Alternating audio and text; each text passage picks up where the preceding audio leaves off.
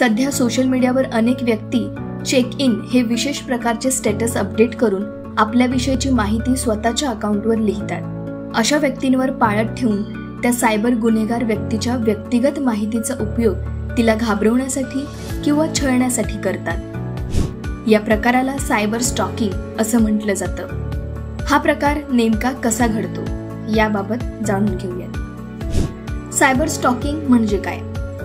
तर cyber stocking म्हणजे online जगात कोणीतरी तुमच्यावर पाळत ठेवून असतो।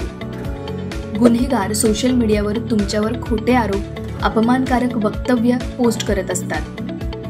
तुम्ही प्रत्यक्षात कुठे जाता यावर लक्ष ठेवण्यासाठी गुन्हेगार तुम्हाला mails, instant messages, phone calls आदी मार्गांनी तुमच्याशी संपर्क साधतात। मानसिक आणि लैंगिक छळ, असभ्य रीतीने संपर्क, तुमच्या किंवा तुमच्या कुटुंबियांच्या दैनंदिन आयुष्यातील घटनांना उगाचच प्रसिद्धी देणं अशा गोष्टी गुन्हेगार करतात। तर यासाठी कोणती खबरदारी घ्यावी?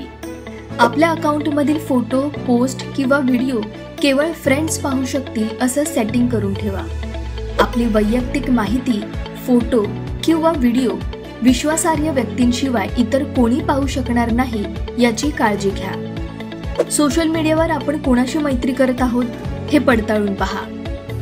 अनोळखी व्यक्तींशी मैत्री करणं टाळा। तुमच्या फ्रेंड लिस्टमध्ये अनोळखी व्यक्तींना ठेवू नका। सोशल मीडियावरील सर्व अकाउंट्स केवळ मित्रांसाठी ठेवा।